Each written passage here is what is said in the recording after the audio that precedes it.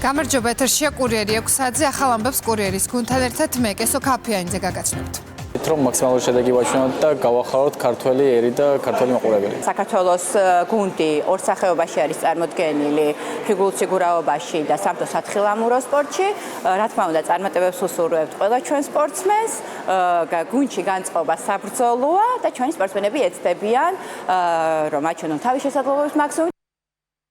მთელი საქართველო ვამაყობთ, რომ ესეთ დიდ და წარმატებულ ქვეყნებთან ერთად ჩვენი დროშა ფრიალებს და ძალიან დიდი იმედი გვაქვს, რომ ისტორიული შედეგი იქნება ამ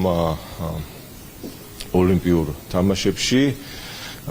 თუმცა აღსანიშნავია ისიც, რომ უკვე აქ წარმოდგენილი ჩვენი ნაკრები და ესეთ უძლიერეს ქვეყნებთან ერთად, როცა გამოდიან, რა თქმა უნდა, ეს საამაყო ფაქტია და ყველა ვამაყობთ, თუმცა პროცესი დაწყებულია, გუშინ დავესწარით, საკმაოდ ძალიან კარგად გამოვიდნენ ჩვენი სპორტსმენები, ვამაყობთ მათი გამოსვლით, მაგრამ ველოდებით შედეგს და ეს ძალიან კარგი არის. დიდი წარმატება სურსულო საქართველოს ნაკრებს, ნამდვილად შთამბეჭდავი იყო ის მონაწილეობა, რაც ჩვენ გუშინ ვიხილეთ და ვუსურვებ, რომ დიდ წარმატებას მიაღწიონ ოლიმპიურ თამაშებზე, ნამდვილად საუკეთესოდ გამოიყურება საქართველოს ნაკრები და პატარა ქვეყნისთვის ასეთი კარგი წარმოდგენა ნამდვილად საამაყოა და ვუსურვებ წარმატებებს ჩვენს ნაკრებს. საქართველოს პრეზიდენტმა ზამთრის ოლიმპიადის ფარგლებში მილანში სამუშაო ვიზიტი შეაჯამა. ზამთრის ოლიმპიური თამაშების გახსნისადმი მიძღვნილი ღონისძიებების ფარგლებში მიხეილ ყაველაშვილი და მაკა ბეჭარიშვილი სხვადასხვა ქვეყნის ლიდერებს ესაუბრნენ. მათ შორის შეერთებული შტატების ვიცე-პრეზიდენტს და სახელმწიფო მდივანს. აქცენტი გაკეთდა ორი ქვეყნის საერთო ღირებულებებზე. მიხეილ ყაველაშვილის განცხადებით ჯეიდი ვენსთან და მარკო რუბიოსთან შეხვედრაზე ხაზი გაესვა საერთო ღირებულებებს. პრეზიდენტი იმედოვნებს, რომ შტატებთან ურთიერთობები დინამიურად გაგრძელდება. მაკა შვილის შეფასებით კი მნიშვნელოვანია საქართველოს პოზიციები პარტნიორებისთვის სწორად იყოს მიწოდებული, ასეთი ღონისძიებები კი აზრების გაცვლისთვის კარგი შესაძლებლობა. საქართველოს პრეზიდენტი და საგარეო საქმეთა მინისტრი მილანში საერთაშორისო ოლიმპიური კომიტეტის პრეზიდენტის სახელით გამართულ მიღებასაც დაესწრნენ. მიხეილ ყაველაშვილი პირველ ლედისთან ერთად იმყოფებოდა იტალიის პრეზიდენტის სახელით გამართულ ვახშამზე, რომელზეც სახელმწიფო მეთაურებს უმასპინძლეს. პირველი დღე, როცა საერთაშორისო ოლიმპიური კომიტეტის მიღებას დავესწარით, სწორედ ამისთვის იყო ეს ვახშამი ორგანიზებული, რომ ჩვენ ქონოდა ერთმანეთთან გასაუბრების საშუალება და ამ ფორმატში ქონდა შესაძლებლობა, რომ გავსაუბრებოდით ამერიკის ვიცე-პრეზიდენტს ჯეიდი ვენსს და სახელმწიფო მდივანს მარკო რუბიოს. ძალიან თბილი შეხვედრა, იცით, რომ არსებული ადმინისტრაცია იმ ღირებულებით ნაწილში, რომელსაც ჩვენ უკვე წლებია ვადგავართ, ჩვენი ქვეყანა, ეროვნულ ინტერესზე, ოჯახურ ღირებულებებზე, სხვა შორის აღნიშნა ქრისტიანული, ისტორიული, ასე ვთქვათ, ჩვენი ქვეყნის ასეთი დამოკიდებულება იცოდა მან ვიცე-პრეზიდენტმა და საკმაოდ კარგი სიტყვები არ დაიშურა.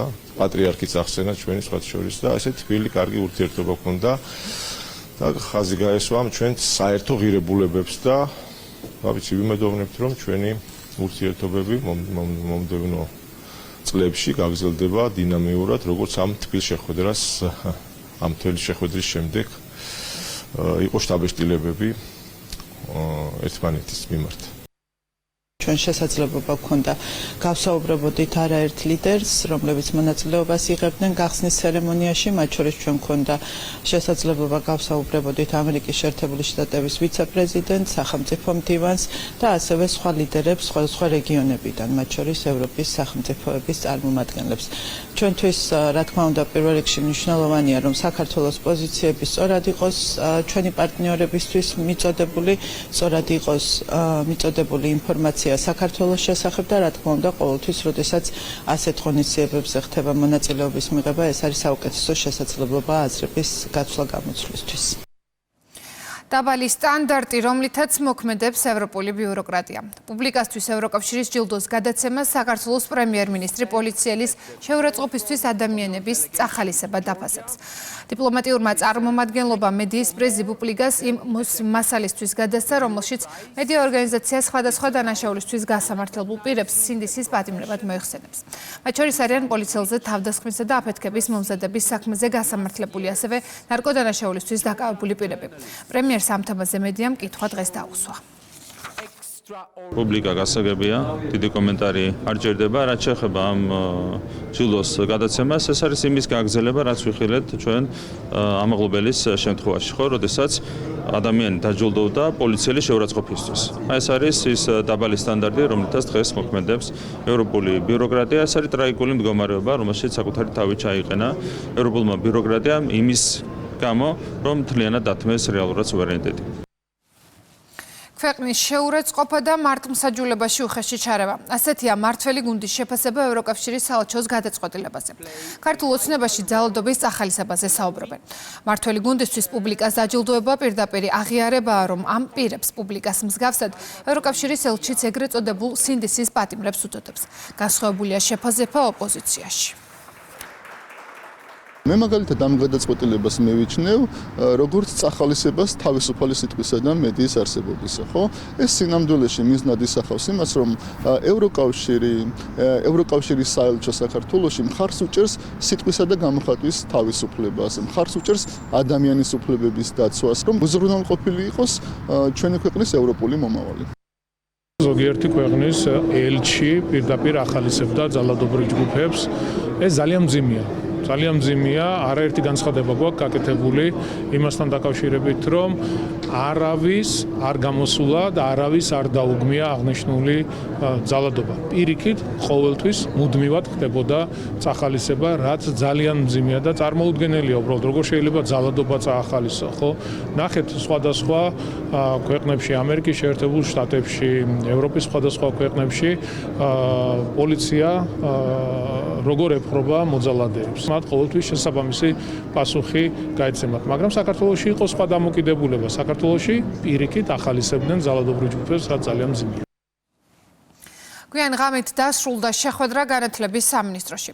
გივი მიქანაძე თბილისის სახელმწიფო და ტექნიკური უნივერსიტეტების გაერთიანების საკითხზე ორივე უნივერსიტეტის რექტორებსა და წარმომადგენლებს შეხვდა. მინისტრმა მათი პოზიციები მოისმინა და შესთავაზა რეორგანიზაციის პროცესში დროებით ის საბჭოს, ანუ მმართველი ორგანოს ჩამოყალიბება, რომელიც ორივე უნივერსიტეტის წარმომადგენლების განდაკომპლექტდება. ასევე რეორგანიზაციის პერიოდად არა რამდენიმე თვე, არამედ 2 წელიწად ნახევარი დასახელდა. გივი მიქანაძის განცხადებით უნივერსიტეტების წარმომადგენლების მხრიდან გამოითქვა სურვილი შეიქმნას სამუშაო ჯგუფი, რომელიც ჯერ ამ საკითხებზე იმსჯელებს. მედიასთან შეფასებები გააკეთეს უნივერსიტეტის რექტორებმაც. შეხვედრა ძალიან საინტერესოდ წარიმართა, ძალიან ბევრი საკითხი დაისვა. ყველაზე მთავარი ის არის, რომ ჩვენის მხრიდან, თბილისის სახელმწიფო უნივერსიტეტის მხრიდან ბატონ მინისტრს გადავეცით ის პოზიცია, რაც აქვს თბილისის სახელმწიფო უნივერსიტეტს. თირამ, რაზეც ჩვენ შემიძლია სასახელად გითხრათ, რომ შევჯერდით, ის არის, რომ აღნიშნული დიალოგი აუცილებლად გაგრძელდება. რაიმე კონკრეტული ამ შემთხვევაში გადაწყვეტილება ამ შეხვედრაზე ჩვენ არ მიგვიღია. ჩვენი თხოვნა ბატონი პრემიერ-მინისტრ და ბატონი გივისადმი, რომელიც მოგდა გადაცეს როგორ მომძანა, რომ შეიქმნას კოლეგიალური ჯგუფი, რომელიც იმსჯელებს ორივე უნივერსიტეტიდან, თუ როგორი იქნება ეს რეფორმა, რას მოგვიტანს და სად მივიღოთ. და ამ ჯგუფის გადაწყვეტილების შემდეგ უკვე ერთობლივად მივიღოთ გადაწყვეტილება. ყველა უთანხმდებით, რომ განათლების სისტემა და ამ კონკრეტულ შემთხვევაში უმაღლესი განათლების სისტემა დგას გამოწვევების წინაშე. ყველა უთანხმდებით იმაზე, რომ რეფორმა აუცილებელი და უმნიშვნელოვანესია და განსახორციელებელია. აი ამ პოზიციების მოსმენის და კონკრეტული, ასე ვთქვათ, მათი ხედვების მოსმენის შემდეგ შეთავაზებული იყო, რომ დავიწყოთ ეს რეორგანიზაციის პროცესი, ჩამოვაყალიბოთ დროებითი მმართველი ორგანო, თუმცა ამ მმართველმა ორგანომ არა ისიერად და რაღაც რამდენიმე თვის განმავლობაში, არამედ თუნდაც 2 წლის 2 წელიწად ნახევრის განმავლობაში, რაც აი ამ რეფორმის პროცესისთვის მთლიანად გვაქვს განსაზღვრული, იმსჯელოს ამ საკითხებზე ყველა პოზიცია შეაჯეროს და მხოლოდ ამ პროცესების შეჯერების შემდეგ უკვე დასრულდეს მთლიანი რეორგანიზაცია. ჩვენს გუნდში გვექნება მსჯელობა კიდევ დამატებით რა წინადადება შეიძლება შევთავაზოთ ამ პროცესთან მიმართებაში. ჩვენ შევისწავლეთ ევროპული პრაქტიკა, სადაც არაერთ სახელმწიფოში, მათ შორის ევროკავშირის სახელმწიფოებშიც გასული წლების განმავლობაში მოხდა ჰუმანიტარული და ტექნიკური მიმართულების უნივერსიტეტების გაერთიანება ერთი უნივერსიტეტის ქვეშ. ირაკლი კობახიძემ 2 უნივერსიტეტის გაერთიანების საკითხზე მედიის მიერ დასმულ შეკითხვას უპასუხა. მთავრობის მეთაურის თქმით, მთავარი ამოცანა სტუდენტებისთვის მაღალი დონის განათლების მიწოდება და ხარისხის გაზრდა. სუბიექტური ინტერესები კი ყველამ გვერდით უნდა გადადოს. მისი განცხადებით კადრების შემცირებაზე საუბარი არ არის. ერთი რამ არის, რაც არ ექვემდებარება გადახედვას, ეს არის ის, რომ ჩვენს სისტემას სჭირდება ფუნდამენტური რეფორმა. რაც შეეხება ამ რეფორმის დეტალებთან დაკავშირებით ზადვართ ბუნებრივია სასაუბროთ. ამას ემსახურებოდა გუშინდელი შეხვედრაც. დღეს რომ ვერ იღებს სათანადო განათლებას ქართული ახალგაზრდა უნივერსიტეტებში, გვინდათ რომ ეს შევცვალოთ. ეს არის ობიექტური ინტერესი. რაც შეეხება უნივერსიტეტებს, მან დაგვთ ადამიანებს სუბიექტური ინტერესები, ხო? მაგალითად, ვიღაცა დღეს არის რექტორი და უნდა დარჩეს რექტორად. ვიღაცა დღეს არის დეკანი და უნდა დარჩეს დეკანად. ვიღაცა ფიქრობს, რომ შეიძლება პროფესორად ვერ დარჩეს თავის უნივერსიტეტში. ჩვენ ყველას ვეუბნებით ერთ-ერთ რამეს. არათუ კადრების შემცირებაზეა საუბარი, იმდენად მწირია ადამიანური რესურსი ჩვენს უმაღლესი განათლების სისტემაში, რომ მაქსიმალურად მოუფრთხილდებით თითოეულ ადამიანს, რომელიც არის პროფესიონალი და რომელიც მუშაობს დღეს საუნივერსიტეტო სისტემაში. ამიტომ ყველამ უნდა გადადოს გვერდზე სუბიექტური ინტერესები და ყველამ უნდა იმოქმედოს ობიექტური ინტერესების შესაბამისად. რაც შეეხება თვითონ ამ ქრონოლოგიას, ჩვენი მოქმედების ქრონოლოგიას, ჩვენ როცა გვაქვს პრინციპული გადაწყვეტილებები, რა თქმა უნდა გვირჩევნია, რომ ჯერ გამოვაცხადოთ ეს გადაწყვეტილება და შემდეგ შევიდეთ დისკუსიაში ამ თემასთან დაკავშირებით. წინააღმდეგ შემთხვევაში, აი ეს სპეკულაციები, რომლებიც სუბიექტურ ინტერესებს ეფუძნება, იქნება კიდევ უფრო მძაფრად წარმოდგენილი. ყველა ჯერდებოდა იმასთან დაკავშირებით, იმ დასკვნასთან დაკავშირებით, რომ საქართველოში უმაღლესი განათლების დონე იყო დაბალი. ჩვენ ვერ ვაწოდიდით ქართულ ახალგაზრდას სათანადო განათლებას. და უცბად როგორც კი დავანოსეთ ეს რეფორმა, აღმოჩნდა, რომ სხვანაირად ყოფილა საქმე და ჩვენი ოპონენტები აცხადებენ, რომ თურმე ყველაფერი კარგადაა უმაღლესი განათლების სისტემაში, ხო? იგივე იყო ფასებთან დაკავშირებით. პრემიერმა მედიასთან ისაუბრა საჯარო დებატებთანაც დაკავშირებით. ირაკლი კობახიძე ამბობს, რომ განსხვავებული აზრის მქონე პირებს შორის დისკუსიის მიზანი პოლარიზაციის შემცირება და საზოგადოების ინფორმირება. მორიგებით დებატები რუსთავი 2-ის ეთერში ორშაბათს შედგება. მასში მონაწილეობას ირაკლი კობახიძე ეკონომიკის მინისტრთან ერთად მიიღებს. მთავარი თემა პრემიერის ინიციატივა იქნება, რომელიც ქვეყანაში პროდუქტებზე, მედიკამენტებსა და საწვავზე ფასების რეგულირებას გულისხმობს და რომელზე მუშაობაც აქტიურად მიმდინარეობს. ჩვენი მიზანია დეპოლარიზაციის ხელშეწყობა. თქვენ იცით, რომ საქართველოში ხელოვნურად ქვეყნის გარედან თავს გვახევდნენ სიძულვილს, უნდათ საზოგადოება ბოლომდე გაეხლიჩათ ორ ნაწილად. რა თქმა უნდა, ჩვენ ამას უნდა დავუპირისპირდეთ. ჩვენი ამოცანა, ჩვენი მიზანი არის საზოგადოების ერთიანობა და დებატების ინიციატივა ზუსტად ამას ემსახურება. ჩვენ გვინდა რომ ერთად დავსხდეთ განსხვავებული მოსაზრებების აზრის მქონე ადამიანებთან ერთად და ერთად ვცადოთ ჭეშმარიტების დადგენა ყველა თემასთან დაკავშირებით. ეს არის ერთადერთი სწორი გზა, რაც ჩვენ ქვეყანას მიიყვანს დეპოლარიზაციამდე. საქართველოს ბიზნეს ასოციაციის ორგანიზებით თბილისში უძრავი ქონების საერთაშორისო ფორუმი გაიხსნა. მონაწილეებს სიტყვით საქართველოს პრემიერ-მინისტრმა მიმართა. ფორუმს დაესწრნენ მთავრობისა და პარლამენტის წარმომადგენლები, საქართველოს ბიზნეს ასოციაციის წევრები, წამყვანი დეველოპერული კომპანიები, ასზე მეტი საერთაშორისო ინვესტორი, ასევე უძრავი ქონების წამყვანი სააგენტოები, რომლებიც საქმიანობენ ევროპის ქვეყნებში, ისრაელსა და არაბთა გაერთიანებულ საამიროებში. ფორუმი მიზნად ისახავს საქართველოს უძრავი ქონების ბაზრისა და ქვეყნის საინვესტიციო პოტენციალის პოპულარიზებას. ასევე საერთაშორისო ინვესტორებისა და საპროკერო კომპანიების დაკავშირებას საქართველოს წამყვან დეველოპერულ კომპანიებთან. ამ საერთაშორისო ფორუმის საქართველოში გამართვა არის კიდევ ერთი დარსტური იმისა, რომ საქართველო პარად იმკვიდრებს ადგილს რეგიონულ საინვესტიციო რუკაზე. მიუხედავად იმისა, რომ ჰქონდა ძალიან სერიოზული გლობალური და რეგიონული სირთულეები, საქართველომ შეძლო ეკონომიკური ზრდის მაღალი ტემპის შენარჩუნება გასული 5 წლის განმავლობაში. საქართველომ დაიკავა პირველი ადგილი ევროპის კონტინენტზე და რეგიონში ეკონომიკური ზრდის თვალსაზრისით გასული 5 წლის განმავლობაში 2021-25 წლებში საქართველოს საშუალო ეკონომიკურმა ზრდამ შეადგინა 9.3%. ასევე მოხარული ვართ, რომ საერთაშორისო სავალუტო ფონდის პროგნოზის მიხედვით საქართველოს ექნება ასევე პირველი ადგილი ეკონომიკური ზრდის თვალსაზრისით საშუალოდიან პერსპექტივაში რეგიონისა და ევროპის ქვეყნებს შორის. თქონდა ჩვენი ვალია მაქსიმალურად ხელი შეუწყოთ იმ ტენდენციის შენარჩუნებას, რომელიც არის ჩამოყალიბებული, ამისათვის რა თქმა უნდა საქართველოს მთავრობა ყველაფერს გააკეთებს. უძრავი ქონების სექტორს ეკონომიკურ ზრდაში უკავია განსაკუთრებული ადგილი. გასულ წელს უძრავი ქონების სექტორში ეკონომიკურმა ზრდამ, რეალურმა ზრდამ 10%-ს გადააჭარბა. ამ ყველაფერს ხელს უწყობს ის საერთო გარემო, რომელიც არის ჩამოყალიბებული ჩვენს ქვეყანაში, გვაქვს სათანადო საინვესტიციო გარემო, გვაქვს ლიბერალური ეკონომიკური პოლიტიკა, გვაქვს დაბალი გადასახადები, რაც ბუნებრივია ქმნის სტიმულს საქართველოში ეკონომიკური აქტივობისთვის და კორუფციის სიმცირის თვალსაზრისით საქართველო არის ერთ-ერთი გამორჩეული მოწინავე ქვეყანა ამ მაჩვენებლით.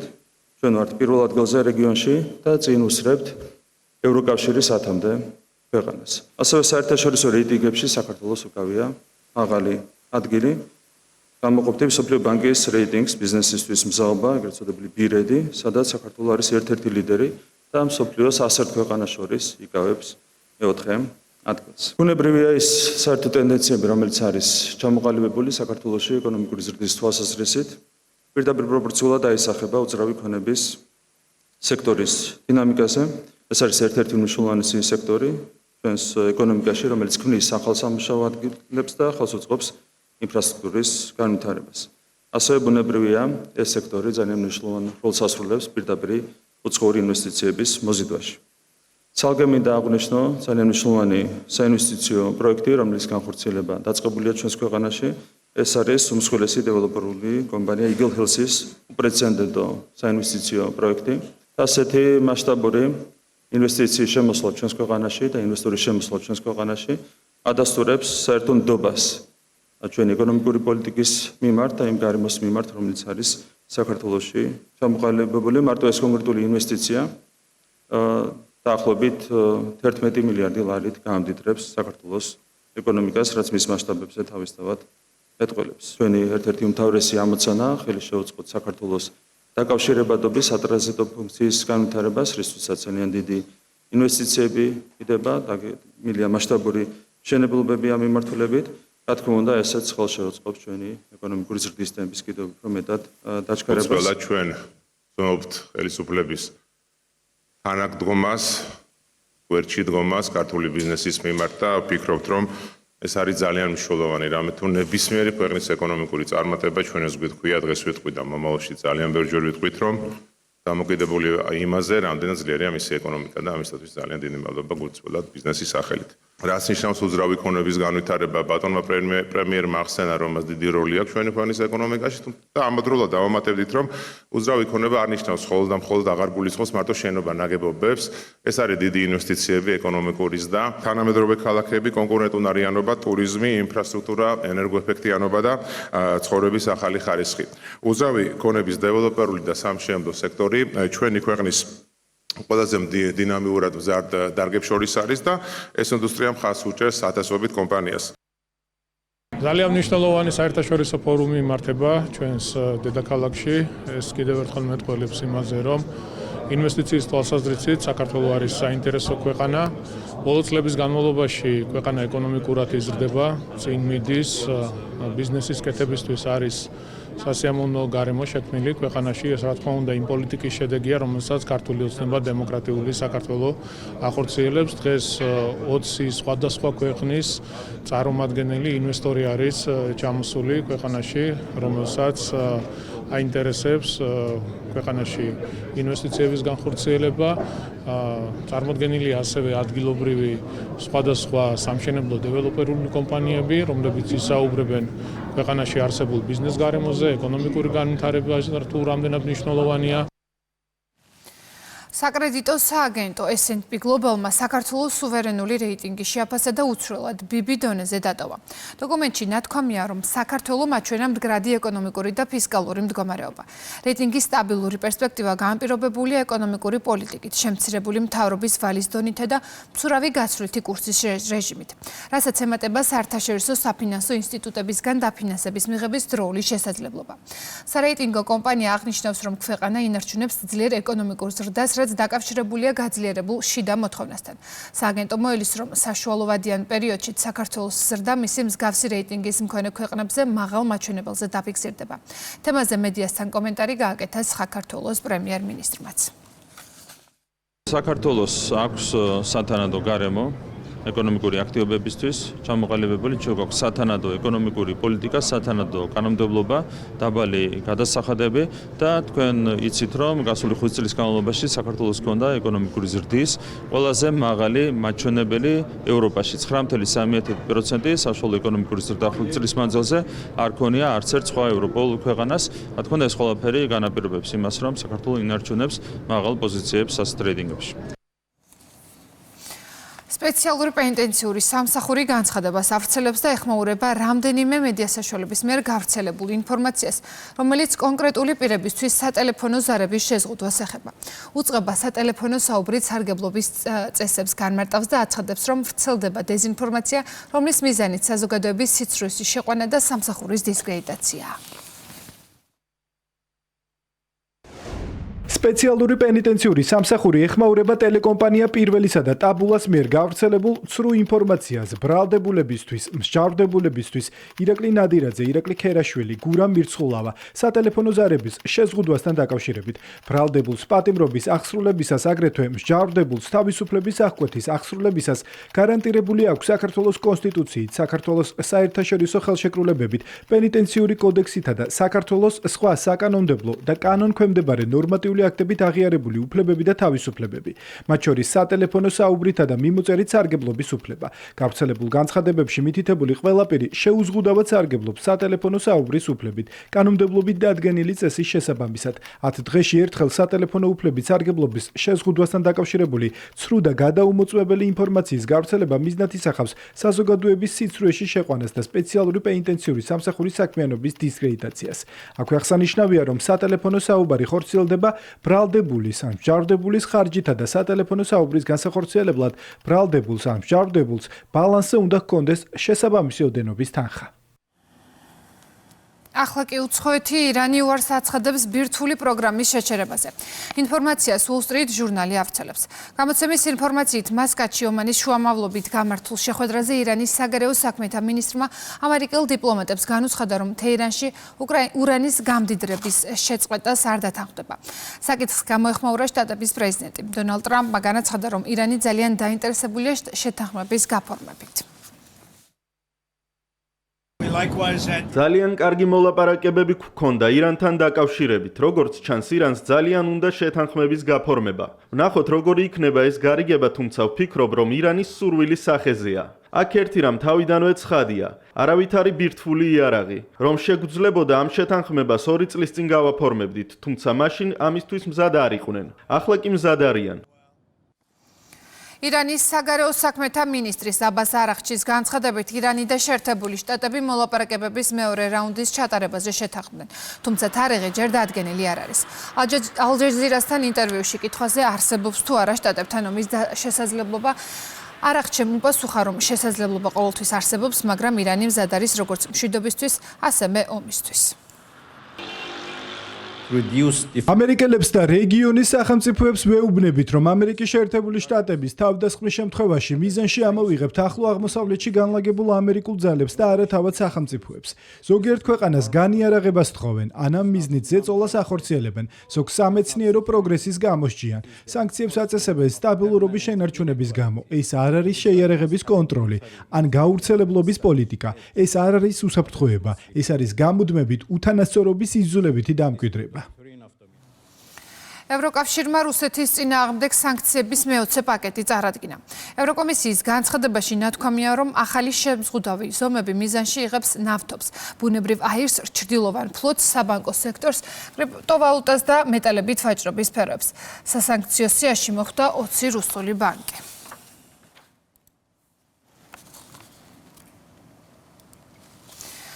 ყოფილი ევროკომისრის და შტატებში ბრიტანეთის ყოფილი ელჩის ლორდ პიტერ მენდელსონის სახლებში პოლიციამ ჩხრეკა ჩატარა. რეიდებში უოლტშირში და ლონდონის სამხრეთით მდებარეობაში ჩატარდა. მედია წერს, რომ შესაძლოა მენდელსონი ეჭვმიტანილი იყოს ბრიტანეთის მთავრობის კონფიდენციალური ინფორმაციის მისი მეგობრისთვის, ფინანსისტ ჯეფრი ეპშტეინისთვის გადაცემაში. ეპშტეინთან დაკავშირების გამო ლორდმა რამდენიმე დღის წინ ინგლისის ლეიბორისტული პარტია დატოვა.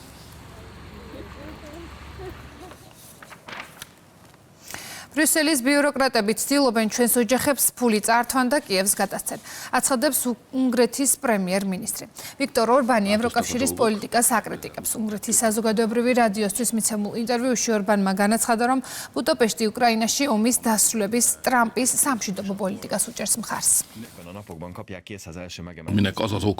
ბრიუსელის ბიუროკრატები ცდილობენ ჩვენს ოჯახებს ფული წაართვან, რათა კიევს გადასცენ. ბრიუსელი ოჯახის ინტერესების წინ წამოწევას მწვალებლობას უწოდებს. ჩვენ კი ამას საღაზრს ვუწოდებთ.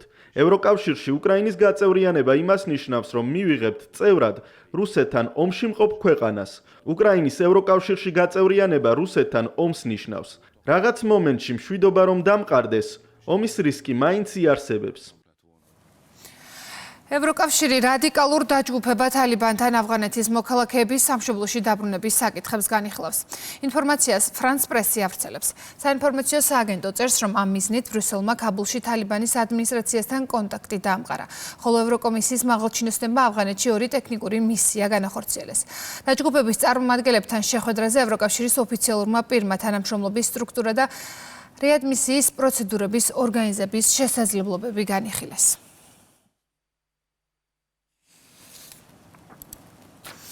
ნიუ-იორკში იმიგრანტების უფლებების დაცვის მიზნით ქალაქის მერმა სპეციალური ზომები მიიღო. ზორჰან მამდანიმ ხელი მოაწერა ბრძანებას, რომლის მიხედვით მუნიციპალური სამსახურები ვალდებულნი არიან დაიცვან იმიგრანტების პირადი ინფორმაცია და გარდაკანონით გათვალისწინებული განსაკუთრებული შემთხვევებისა არ გაუზიარონ ფედერალურ საიმიგრაციო სამსახურს. მიღებული გადაწყვეტილებით ფედერალური საიმიგრაციო სამსახურის წარმომადგენლები ვერ შევლენ ქალაქის დაწესებულებებში და შენობებში სასამართლოს ნებართვის გარეშე. Day after day. ყოველდღე წარმოუდგენელ სისასტიკეს ვეჩეხებით. ნიღბიანი აგენტები, რომელთა საქმიანობა ჩვენივე გადახდილი გადასახადებით ფინანსდება, არღვევენ კონსტიტუციას და ჩვენს მეზობლებს ტერორში აცხოვრებენ. ადამიანებს მანქანებიდან იტაცებენ, მშვიდობიან მოსახლეობას იარაღს უმიზნებენ, ოჯახებს კი გახლეჩა ემუქრება. საიმიგრაციო და საბაჟო სამსახური ვერ შევა ნიუ-იორკის შენობებში საქმის სასამართლო ორდერის გარეშე. არც ერთ ნიუ-იორკელს არ უნდა ეშინოდეს ქალაქის სერვისებით სარგებლობა. ამერიკის შეერთებული შტატების ომის დეპარტამენტი ჰარვარდის უნივერსიტეტთან თანამშრომლობას ოფიციალურად წყვეტს. საუბარია უმაღლეს საგანმანათლებლო დაწესებულებაში მიმდინარე სამხედრო პროფესიული განათლების, სტიპენდიისა და სერტიფიცირების ყველა პროგრამის გაუქმებაზე. პენტაგონი ამ გადაწყვეტილების მიზეზად ჰარვარდის უნივერსიტეტის მიერ ეგრეთ წოდებული ვოუკ იდეოლოგიის მხარდაჭერას ასახელებს. სამხედრო უწყებამ ვიდეოც გაავრცელა, რომელშიც ომის დეპარტამენტის მდივანმა საკუთარი დიპლომი სიმბოლურად გაანადგურა. პიტ ჰექსეტმა ჰარვარდში სახელმწიფო პოლიტიკის მაგისტრის ხარისხი 2013 წელს მიიღო.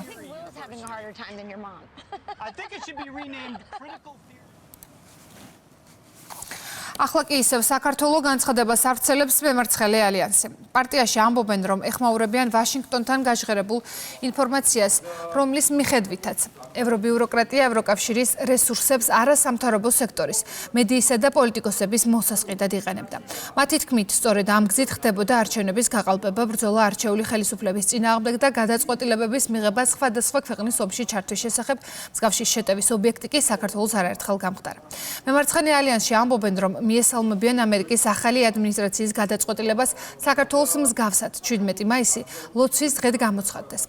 ასევე მნიშვნელოვნად მიიჩნევენ ევროსაბჭოს ინტერესს გაიზიაროს საქართველოს გამოცდილება უცხოური ჩარევების წინააღმდეგ ბრძოლაში, თუმცა ამბობენ, რომ ეს საკმარისი არ არის და შედეგის მისაღებად საჭიროა ულტრალიბერალების და მემარცხენეების მოწინააღმდეგე ჯგუფების გაერთიანება. ბიუროკრატია მოსყიდული ჯგუფების დახმარებით ევროპის კონტინენტზე აყალდებდნენ არჩევნებს, ებრძოდნენ დემოკრატიულად არჩეულ ხელისუფლებებს, გადაწყვეტილებებს იღებდნენ სხვადასხვა სახელმწიფოების ომში ჩართვის თაობაზე, იღებდნენ გადაწყვეტილებებს ვისგან ეყიდათ და ვისთვის მიეცათ მრავალმილიარდიანი საბრძოლო იარაღი და სხვა. ხოლო თუ გაბედავდი და ამ კრიმინალურ პოლიტიკური კლანის გადაწყვეტილებაზე წინ ქვეყნის ინტერესებს დააყენებდი, ის პოლიტიკური გუნდი მყისიერად იყო განცდილი გარდაუვალი თავდასხმებისთვის. საქართველო არაერთ გზის იყო ევრობიუროკრატიის მსგავსი უკანონო დაუნდევრელი შეტევის ობიექტი. ვიხარია, როდესაც ვკითხულობთ, რომ ევროსაბჭო უცხოური ჩარევის წინააღმდეგ ბრძოლისთვის გამოცდილების გაზიარებას საქართველოს თხოვს, მაგრამ ეს საკმარისი არაა ულტრალიბერალებისა და ულტრამემარცხენე პოლიტმონსტრების დასამარცხებლად. ჩვენ თვლით, რომ ლიბერალების, მემარცხენეების წინააღმდეგ პოლიტიკური შეხედულების მქონე ჯგუფების გაერთიანებაა საჭირო შედეგის მისაღებად. ამ შემთხვევაში საქართველოს ნამდვილად დიდი გამოცდილება აქვს დაგროვილი და ვიმედოვნებთ ხელისუფლება ჩვენი ქვეყნის ნამდვილ პარტნიორებს გამოცდილებას გაუზიარებს და უარს არ ეთქვის ამ გამოცდილებაზე საუბრისათვის. პროკურატურამ გარდაბანში მეუღლის მკვლელობის ფაქტზე დაკავებულს ბრალდება წარუდგინა. უწყების ინფორმაციით მამაკაცი არარეგისტრირებულ ქორწინებაში იმყოფებოდა დაზარალებულთან, რომელსაც შეუწყლარებლობის მოტივით უზღუდავდა განათლების მიღების, სხვა ადამიანებთან კონტაქტის, მუშაობისა და პირად საკითხებთან დაკავშირებული გადაწყვეტილებების დამოუკიდებლად მიღების უფლებას. მუდმივად აკონტროლებდა მის გადაადგილებას, დაუზიანა პასპორტი და მის სახლში ფარულად დააყენა სამეთვალყურეო კამერები. ბრალდებულმა მეუღლის ჭრილობები დანით მიაყენა, ქალი ადგილზე გარდაიცვალა.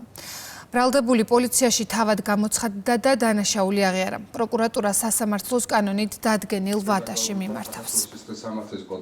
შინაგან საქმეთა სამინისტროს მიერ ჩატარებული გამოძიებით დადგინდა, რომ ბრალდებულმა ქალისა და მამაკაცის თანასწორობის შეუწყნარებლობის მოტივით განზრახ მოკვლევის მიზნით მეუღლეს დანით გულმკერდისა და ზურგის არეში ჭრილობები მიაყენა.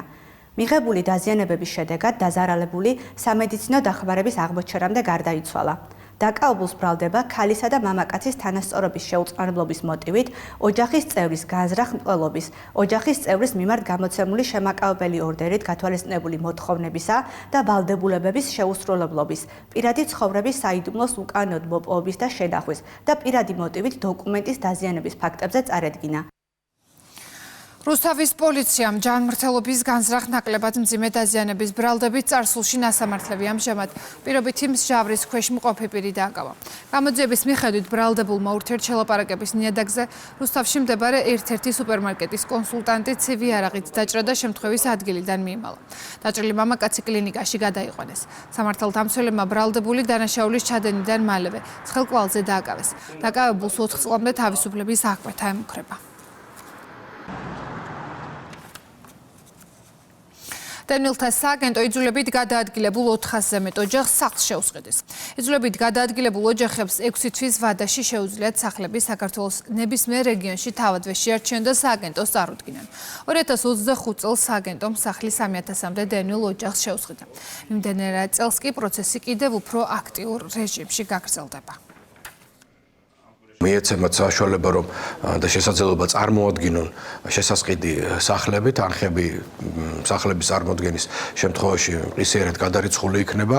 მინდა გითხრათ, რომ საკმაოდ აქტიური პროგრამა არის. ბევრი პროგრამა მუშაობს დევნილი ოჯახების ბინები და სახლები დაკმაყოფილების აგენტოში და სოფლად სახლის პროგრამა ერთ-ერთი ყველაზე მნიშვნელოვანია ამ მიმართულებით. დევნილთა განსახლების საკითხების შემსწავლელმა კომისიამ დაასრულა მუშაობა და 400-ზე მეტ ოჯახთან დაკავშირებით მიიღო დადებითი გადაწყვეტილება ამ ოჯახების შეუსყიდით მათ მიერ წარმოდგენილ საცხოვრებელ სახლებს. პროგრამა წლის განმავლობაში აქტიურად გაგრძელდება და რამოდენიმე 1000 ოჯახის დაკმაყოფილება მოხდება. ადრეული დიაგნოსტიკა, ინოვაციური მკურნალობა და გამოცდილება. სამედიცინო სფეროს წარმომადგენელთა დღევანდელი კონფერენცია კიბოს მსოფლიო დღეს მიეძღვნა. კონფერენციის მიზანია კიბოს პრევენციის, ადრეული დიაგნოსტიკისა და თანამედროვე მკურნალობის ხელმისაწვდომობა. ონკოლოგებმა და პაციენტებმა ისაუბრეს სკრინინგის მნიშვნელობაზე, ასევე კიბოსთან ბრძოლის გზაზე საკუთარ ცოდნასა და გამოცდილებაზე. სკრინინგური გამოკვლევები, რაც არის რუტინული გამოკვლევები, ამითი სრულფასოვნად არის მოცული როგორც თბილისი, ასევე საქართველოს სხვა რეგიონები და ეს უმნიშვნელოვანესია, წლების განმავლობაში ეს ფუნქციონირებს მაღალ დონეზე. ძალიან დიდი წინგადადგმული ნაბიჯები გვაქვს ონკოპაციენტის მკურნალობაში. მათ შორის მაგალითად მედიკამენტოზური მკურნალობა და ასევე ვთქვათ რადიოთერაპია, რომელიც კარგად ფარავს ონკოპაციენტის მოთხოვნებს. ასევე გვაქვს სკრინინგი, მაგრამ არ გვაქვს სკრინინგიდან მკურნალობამდე საჭირო დიაგნოსტიკური კვლევები დაფინანსებული, რაც აუცილებლად მნიშვნელოვანია. საქართველოს ეროვნულ მუზეუმში შემეცნებით საგანმანათლებლო ღონისძიება გაიმართა. შეხვედრა საქართველოში ქრისტიანობის სახელმწიფო რელიგიად გამოცხადების საიუბილეო 1700 წლისთავის მიეძღვნა. თარიღთან დაკავშირებით დაგეგმილია სხვადასხვა აქტივობები.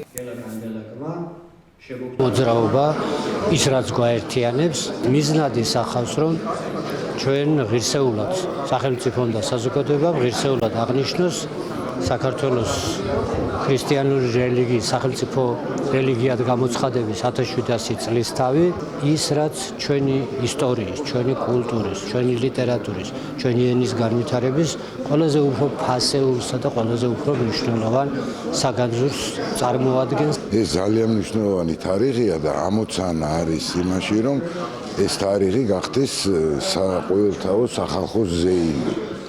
იმიტომ რომ მართლა ძალიან მნიშვნელოვანი თარიღია და რომ ყველა ჩაერთოს. ეს იქნება სკოლები, ბავშვები, სტუდენტები, ახალგაზრდობა განსაკუთრებით. საავტომობილო გზების დეპარტამენტის ინფორმაციით საერთაშორისო მნიშვნელობის თბილისის სენაკი-ლესელიძის საავტომობილო გზის 26 კილომეტრზე არაგვის ხიდზე დაზიანდა სავალი ნაწილის ერთ-ერთი ფილა. მიმდინარეობს ხიდის შეკეთება. საავტომობილო მოძრაობა ხვალ დღის განმავლობაში სრულად აღდგება. პარალელურად უკვე მიმდინარეობს ახალი ხიდის მშენებლობა, რომლის ექსპლუატაციაში გაშვება მიმდინარე წელსაა დაგეგმილი. საერთაშორისო მნიშვნელობის თბილისის სენაკი-ლესელიძის საავტომობილო გზის 26 კილომეტრზე სენაკი თბილისის მიმართულებით მდინარე არაგვის გადასასვლელ ხიდზე დაზიანდა ფილა, რის გამოც ერთ ძოლზე შეიზღუდა მოძრაობა. მიმდინარეობს ფილის აღდგენითი სამუშაოები, თვალისთვის გვეგმავთ სრულად საავტომობილო მოძრაობის აღდგენას, ასევე პარალელურ რეჟიმში ინტენსიურად მიმდინარეობს ახალი სახიდე გადასასვლელის მშენებლობა, რომელიც უახლოეს მომავალში შევა ექსპლუატაციაში. საავტომობილო გზების დეპარტამენტი ბოდიშუხტის მოსახლეობას შექმნილი დისკომფორტით. კურიერი 6-ზე დასრულებულია. მე დღეს ამით გემშვიდობებით, თქვენ კი მეტი ინფორმაციისთვის ეწვიეთ ჩვენს ვებგვერდს rustavi2.gr-დან დაასკანერეთ QR კოდი და შემოგვერთდეთ rustavi2-ის Facebook გვერდზე. ნახვამდის.